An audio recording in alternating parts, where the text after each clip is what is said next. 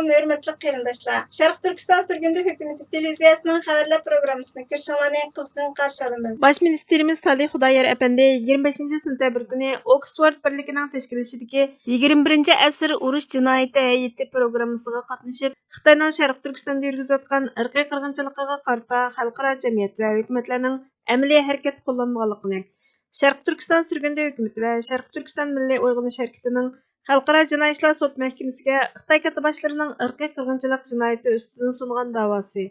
Xalqaro jinoiy ishlar sud mahkamasining Xitoyning Sharq Turkistondagi Uyg'ur, Qozoq, Qirg'iz qatorliq Turkiya xalqlariga qarata yurgizayotgan irqiy qirg'inchilik jinoyatini jazolash kerakligini ta'kidladi. Tunda tafsiliy mazmunlarini diqqatingizga sunamiz. Baş ministerimiz Salih Xudoyor Efendi 25 sentabr kuni Oxford birligining tashkilotidagi 21 asr urush jinoyati hayiti programmasiga qatnashib, Xitoyning Sharq Turkistonda yurgizayotgan irqiy qirg'inchiligiga qarata xalqaro jamiyat va hukumatlarning amaliy harakat qo'llanmayotganligini, Sharq Turkiston surgundi hukumati va Sharq Turkiston Milliy Uyg'unish harakatining Xalqaro jinoiy ishlar sud mahkamasiga Xitoy katibaşlarının irqiy qirg'inchilik jinoyati ustidan sungan da'vosi. Xalqaro jinoiy ishlar sud mahkamasining Xitoyning Sharq Turkistondagi Uyg'ur, Qozoq, Qirg'iz qatorliq Turkiya xalqlariga yurgizayotgan irqiy qirg'inchilik jinoyatini jazolash kerakligini ta'kidladi.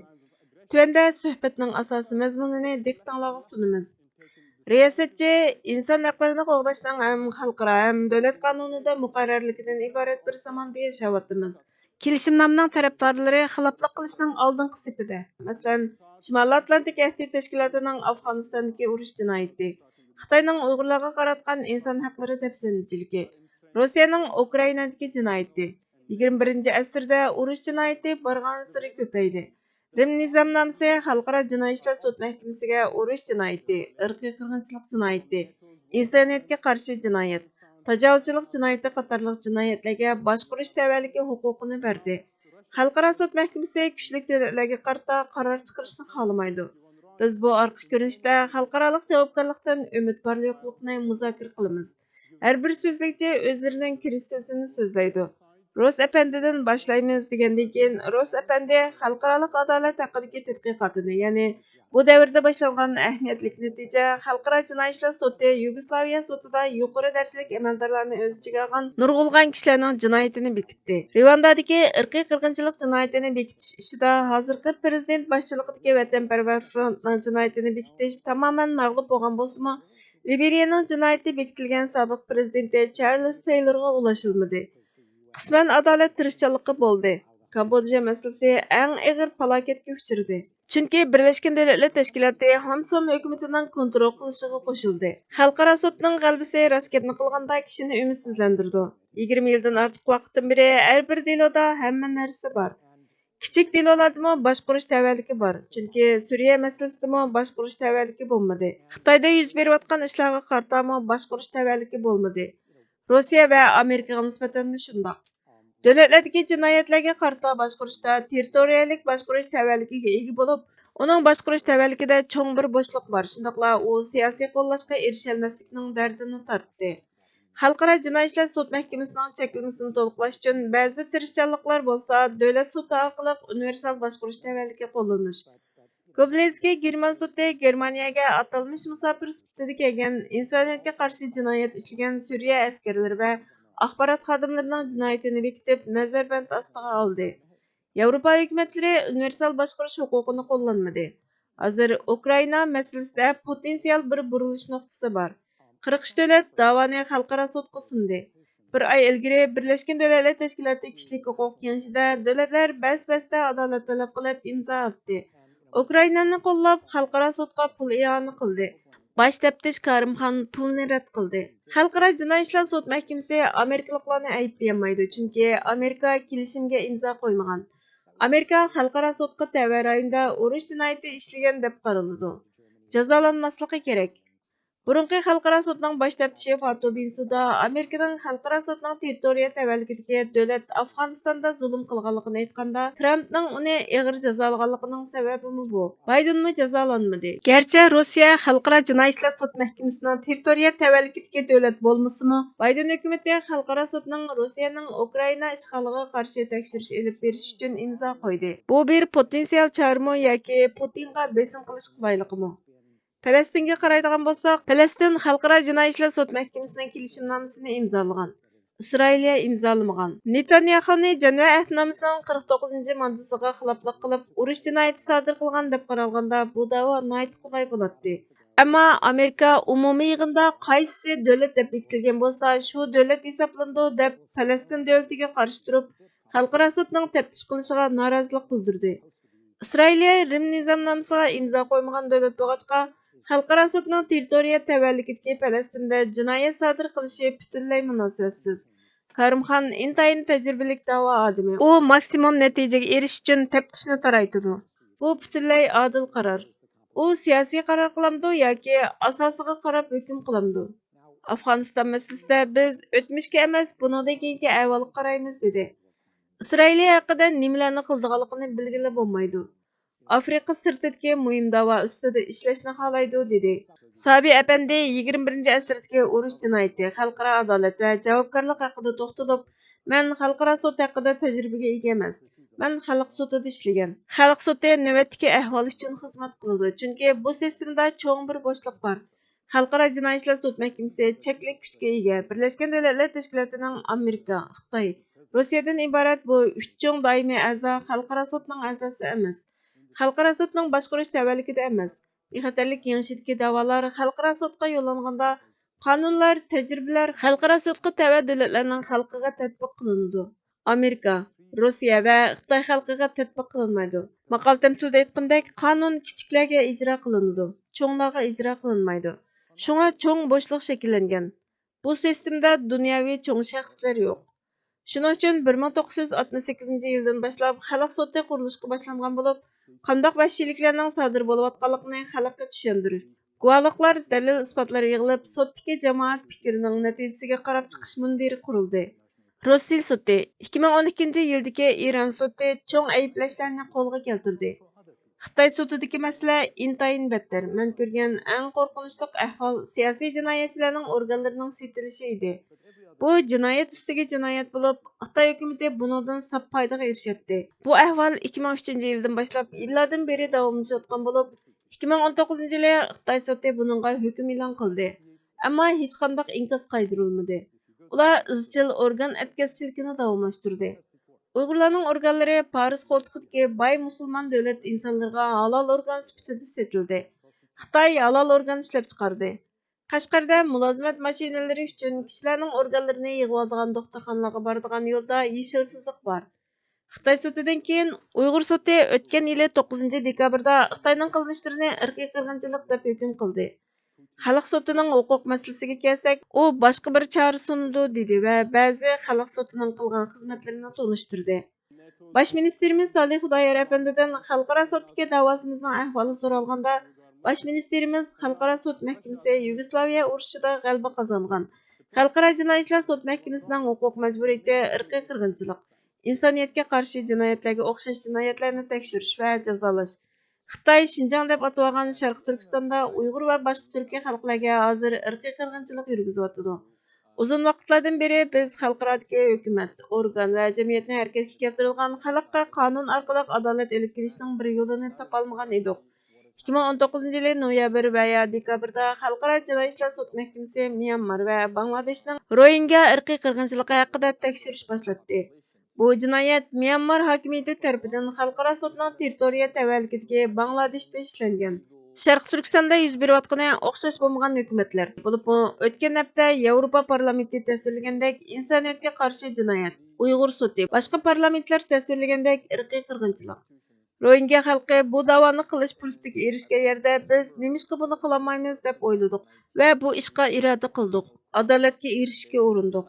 Hozirgacha davom qilayotgan irqiy qirg'inchilik jinoyatiga mas'ul Xitoy amaldorlarini ayblash haqida izlandik.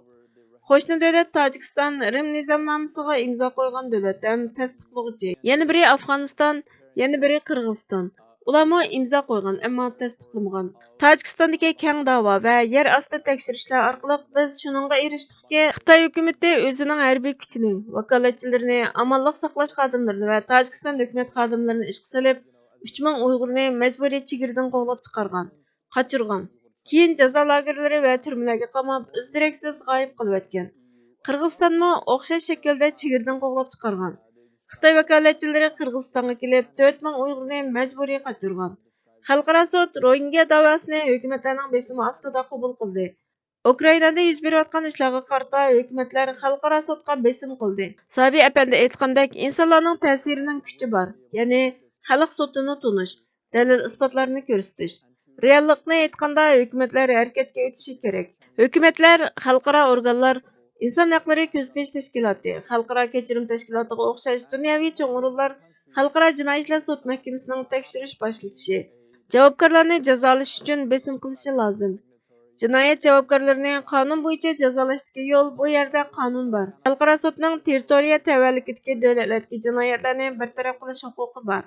Xalqaro jinoiy ishlar sud mahkamasining boshqarish tavalludidagi Tojikiston, Qirg'izistondan Uyg'urlarning qo'g'lab chiqarilganligi, qochirilganligi va izdiraksiz yo'qolib ketganligi bu davlatlar xalqaro sudning boshqarish tavalludida bo'lganlikdan Xitoyning Sharq Turkistonda sodir qilayotgan irqiy qirg'inchilik jinoyatiga qarata tekshirish echish huquqiga ega. Ayblag'ichida boshqarish tavalligi huquqi bo'lgandimi, xalqaro sud hurmat qiladigan xalqarodagi hukumat organlar cho'ng qurishlarning besimiga muhtoj bo'ladi. Shundoq bo'lganda biz adolatga erisha olamiz. Bu bir kechada bo'lmaydi. Nürnberg sudi necha yil davomlashgan bo'lib, Yugoslaviyaning shundoq bo'lgan, ammo bizning isrof qiladigan vaqtimiz yo'q. Organlarni musulmon dunyosidagi insonlarga halol organ sifatida qimmatbaho setish uchun Xitoy insonlarimizni o'ldiryotdi. Ayollar majburiy tug'mas qilinadi. Balalar oilasidan ilinib, Xitoyning yatoqliq maktablari va yetimxonalarida yerli Xitoy fuqarosi qilib yetishtirilyotdi. Kelgusida xalqimiz o'zining kulturiga ega bo'lolmayli qolmay, mavjudligini saqlashi mumkin emas. Bu xalqaro sudga o'xshash xalqaro organlarning tekshirishiga bog'liq. Yaqinda biz Birlashgan Davlatlar Tashkiloti Inson haqlari komissarining Sharq Turkistonni ziyorat qilganligini ko'rdik. U hech qanday bayonot e'lon qilinmadi. Xitoyning vahshiyligini to'xtatish uchun chaqiriq qilmadi. Xitoyni oqlash uchun jazo lagerlarini tarbiyalash markazlari deb atadi va Uyg'urlarni qayta tarbiyalab etibdi dedi. Jazo lagerlariga professorlar, millionerlarga o'xshash naydi yuqori saviyalik insonlardan tortib, hayotning hamma sohasidagi insonlar atalmish qayta tarbiyalash bahonasining turtkisida so'langan. Keyin Xitoyning ko'p sonli xalqiga o'xshamaganlik uchun terrorchi degan soxta jinoyat bilan bir necha yillik kesib etilgan, hatto ba'zilari o'ldirilgan. Xalqaro sud va hukumatlarning Xitoyning irqiy qirg'inchiligini to'xtatish uchun harakatga o'tmay, irqiy qirg'inchilik yurgizayotdi. Insoniyatga qarshi jinoyat sodir qilyotdi deb qo'yishlari yetarli emas. Mening 4 nafardan ortiq tuqqanlarim jazo lagerlarida o'ldirildi. 100 nafardan ortiq tuqqanlarim jazo lagerlari va kamplarda yo'qolib ketdi. Faqat meningla emas, diasporadagi barliq Uyg'urlarning nurg'ulg'an oila tavobatlari yoki o'ldirildi, yoki kamplarda. Ularning ahvolini biz bilmaymiz. Bir kuni yurtlarimizga qaytsak, oila tavobatlarimizning yerimini ko'rolmamdiq. Xalqaro jamiyat harakatga o'tkicha ular hayotda qolamdi yoki vafot bo'lamdi, buni bilolmaymiz. Shunga xalqaro jamiyat kechikmay jiddiy turda harakatga kelishi lozim. Oksford birligining bu faoliyatga sohibxonlik qilganligiga rahmat aytaman. Hukumatlar xalqaro sudga besim ishlatishga, xalqaro sudning tekshirish boshlatish uchun bir narsalarni qilishiga majbur. Hozir qilinadigan ishlar millionlagan begunoh insonlarning hayotiga ta'sir ko'rsatadi dedi. Ross apandi xalqarodagi qarshilikning o'xshash bo'lmasligining sabablarining ba'zi favqulodda hukumatlarning adolatni qo'g'lashda tanlaydiganligini, Yevropa hukumatlarining eng yaxshi ekanligini, yanada o'zinikini qo'g'dash xohishining mavjudligini, Xitoy va Rossiyaning odatda inson haqlari sistemasining kerakli kelishini xohlamaydiganligini, bu sistemani parchalash uchun tirishchilik ko'rsatadiganligini, Birlashgan Davlatlar Tashkilotining doimiy 5 a'zosining 3ning o'tmishda nachar xotirasining borligini, Angliyaning chegish xotirasining borligini, Fransiyaning texmi qo'llashga moyilligini va ba'zi siyosiy sabablarni o'ttirg'a qo'ydi. Sabiy apandi xalq sudining xalqaro adolat bo'shliqini to'ldirishni maqsad qilganligini tushundirdi va Uyg'ur sudining Xitoyning qilmishini irqiy qirg'inchilik deb hukm chiqargan. Hukumatlarning buningga qarshi harakat qilish majburiyati bo'lsa-mu, parlamentda o'ttirg'a qo'yilganda hukumatning xalq sudining hukmini qabul qilmaganligini, chunki Xitoy bilan tuzgan kelishimnomga bekrak qisqadiganligini, irqiy qirg'inchilikqa qarshi harakat qilmaganligini aytdi.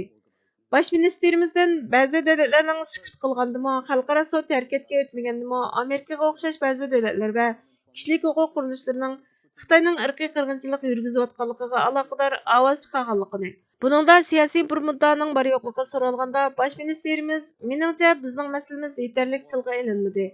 Ukrayna masalasi, Suriya masalasi, Falastin masalasiga selishtirganda, dunyoning har qaysi joylaridagi xalq Ukrayna, Suriya, Falastin masalasidan xabardor.